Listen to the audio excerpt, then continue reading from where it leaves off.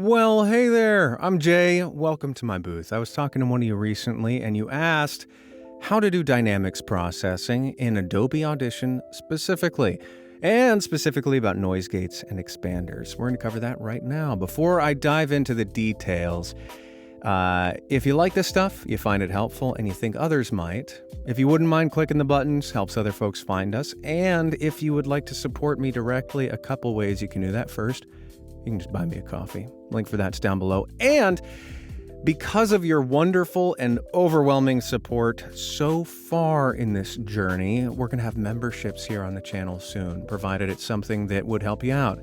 Things that I'm thinking about, discounts on coaching and feedback stuff privately, as well as like prioritized interaction, live stream, Q&A type stuff. So if any of those things would be appealing to you, or you have ideas on what you would like to see, let me know, because that way I can get cooking on it. Let's talk about noise gates. So here in Adobe Audition, I've recorded just a snippet of your favorite and mine, Winnie the Pooh. And in order to pull open our dynamics processing, we'll go over to the effects rack here. Boom, click on the arrow, go down to amplitude and compression and dynamics. That'll pull open this window.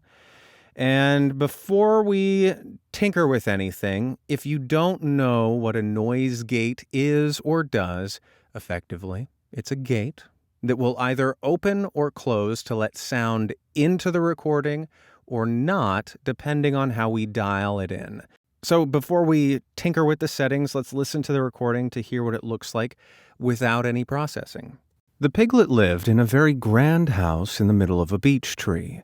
And the beech tree was in the middle of the forest, and the piglet lived in the middle of the house. Nothing fancy, just a simple little audiobook recording. Now, if I turn on the noise gate by clicking the check mark next to this auto gate, and we go back and listen to it, the piglet lived in a very grand house in the middle of a beech tree, and the beech tree was... So it's not good. It's borderline, if not entirely unintelligible at this point, but that's because we haven't dialed anything in yet. But it does demonstrate sort of what the noise gate does. If you're watching these little lights here, they're flickering from green to yellow to red, telling you that the gate is open, closing, or closed. And all of that's just helpful information. Now, the first thing that we want to set in our noise gate is the threshold. That's the point at which the noise gate starts to turn on or off depending on where the sound is. So for us, minus 20 dB is far too high. The way to decide where you want that to be is to either A, trial and error. You can turn it lower or higher, and if you hear it sort of pumping your audio in a way similar to what we just demonstrated, but on a lesser degree, then just turn it down a bit more. Or if you're, as you should use a noise gate to just sort of tone down or eliminate little bits of room tone and maybe a rustle in between your speech, you can zoom in on an area of roomatone in your recording. Just expand the decibel meter here on the side. And if we look here, this little bit is room tone for me. And it looks like it's averaging at about minus 66 dB, which is pretty darn quiet.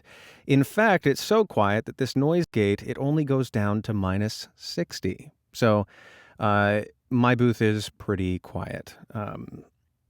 And so we'll maybe set this at minus 58 just so we can get any smaller sounds as well in there. And now if we play this section, the piglet lived in a very grand house in the middle of a beech tree, and the beech tree was in the middle of the forest, and the piglet lived in the middle of the house. So it's much more natural, and it's not pumping the sound as much. Now the next step in dialing in our settings is to decide how quickly we want the door to open, the gate to open, how quickly we want it to close, and if we want it to maybe pause before it starts to close. All of those are in relation to the threshold that we just set. So the attack is if the sound goes louder than our threshold, again, that's minus 58 dB, it's how quickly the gate opens. For us in human speech, usually there's not a gliding into it. It's usually pretty abrupt. So we can just leave that attack pretty darn fast. At 1 to 5 milliseconds is usually just fine. So we'll leave it at 1 millisecond just because it was already there. The release is after our recording gets quieter than our threshold at minus 58 dB, the gate will close at this speed. Now you can think of it as a fast shut, as a slamming door, or it can close gently. A fast release, a slow release. We want somewhere in the middle towards slow. So we're going to go up to, I've usually found that about 225 to 250 milliseconds is good for my voice, my space, my speech, etc. And then lastly, the hold. After the audio gets quieter than our threshold, if we want our gate to maybe hold off for a second before it commits to closing, we can set a hold. So that's something that you can put into play if you find your gate sort of pumping in the middle of your speech. So just to be safe, we'll set ours at 28 milliseconds, kind of an arbitrary number at this point. And now let's let it play. The piglet lived in a very grand house in the middle of a beech tree, and the beech tree was in the middle of the forest, and the piglet lived in the middle of the house. Next. So the beauty of that is if you are watching these little lights, as I'm talking, they're not flashing, the gate's not closing in the middle of my speech, we're not getting any sort of pumping artifacts, so that's a decent setting for me. And again, you can tailor that to whatever you want. Now, when do you want to use a noise gate? For me, it's just when I need to make my own editing process less labor intensive.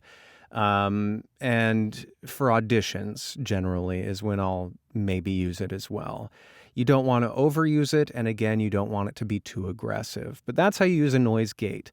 Another similar but different mechanic plugin thing that we can use here is an expander. Now, if you watched my video on how to use a compressor, an expander is sort of the inverse of a compressor. A compressor takes sounds that are louder than a certain point and brings them closer to that threshold that we set. An expander, on the inverse, takes sounds that are quieter than a certain threshold and makes them even quieter. So for this, we'll just use the threshold that we found for our noise gate at minus 58, and we'll set it there. And then we'll turn the ratio up a little bit just to see what happens.